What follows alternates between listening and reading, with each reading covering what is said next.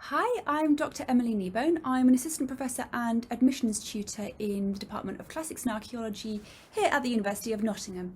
And today I'm going to talk about classics as a field of study. So what do I mean by classics?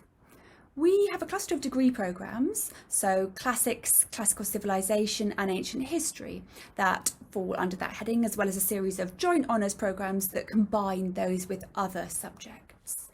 Now, broadly speaking, our classics degrees all focus on the ancient Mediterranean region. So this is the Greco-Roman world, but not just Greece and Rome, also huge swathes of the ancient world that kind of run from the Middle East to North Africa to Spain, you name it.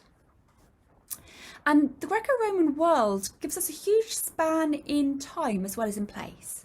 So we look at the development all the way through.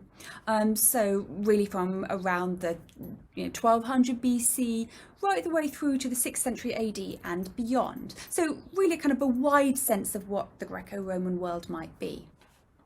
And at Nottingham, we're also very interested in tracing the influence of that world. So the ways in which these cultures and ideas became important and were debated in later periods too. So whether that's discussions of democracy and politics in the 18th or 19th centuries, or it might be classics in television nowadays or in modern comics and so on. So what do we gain by studying this material?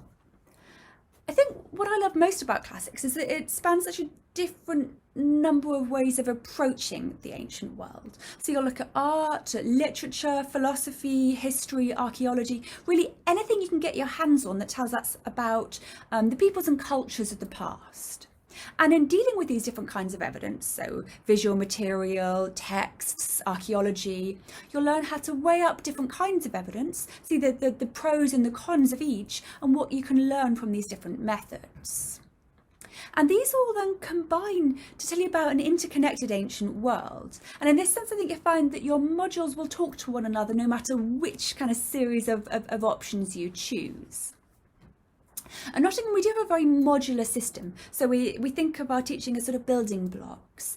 We start off in the first year by introducing you to the ancient world in its kind of range. We give you a lot of overview. And in the second and third year, we help you to find your own path, to tailor a degree to what you found has interested you most, whether that's literature, history, art, archaeology, and so on.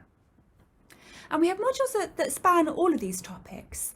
So some of these you may have dipped into either at school or seeing documentaries. So things like epic and tragedy, or Greek democracy, or Sparta, or the ancient wars. But also we have a range of other topics, like things like ancient medicine, classics in film, violence in the ancient world. Really a deliberately wide range, so you can find your own path. You may even find that, and some of our students find this, that they start off thinking that they're really hooked on myth, but then they find that actually it's something else entirely that captures their interest and their imagination as they start to find out more and more about this world. So in terms of the different degrees, although I've used classics to talk about this broad group, the Classics degree programme, so Q800, is our language focused programme. So if you're keen on reading the texts, Latin and Greek texts in the original, that's the course for you.